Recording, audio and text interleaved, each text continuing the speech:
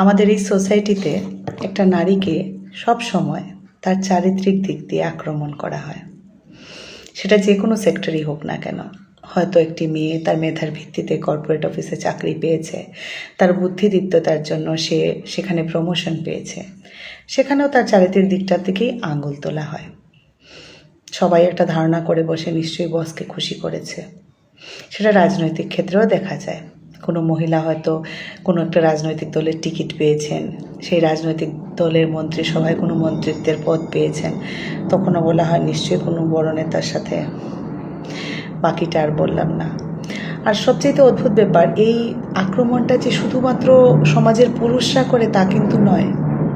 একটা নারীও অপর নারীকে চারিত্রিকভাবে আক্রমণ করে থাকে। কি জানি না কেন কিছু লোক আছে যারা মিথ্যে কথা বলে না আনন্দ পায়। এটা একটা রোগ মনে হয়। সব সময় অপরের কাছে অপরের নামে একটা না একটা কিছু বানিয়ে বানিয়ে বলবে। আমি ভাবি যে যখনই একটা পুরুষ বা নারী জন্ম নেয়, তার সবচেয়ে কাছের মানুষ যে হয় সে তো একজন মা, মানে একটি নারী চরিত্র। তারপরে ওই মানুষটি বড় হয়ে কি করে আরেকটা নারী চরিত্রের বিপক্ষে গিয়ে এরকম মিথ্যে অপবাদ দিতে পারে। আমার ইউনিভার্সিটিতে আমাকে একদিন আমার এক ম্যাডাম বলেছিলেন যে সমালোচনা তাদেরই হয় যাদের মধ্যে কোনো বিশেষত্ব আছে।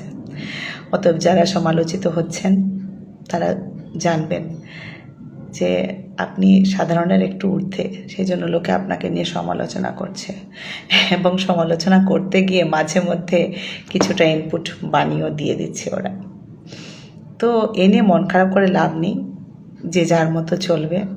আর আমার এই ভিডিওখানাও যার ভালো লাগে দেখবেন, শুনবেন, যার ভালো লাগে না স্ক্রল করে বেরিয়ে যাবেন, কোনো অসুবিধা নেই। ভালো থাকবেন সবাই।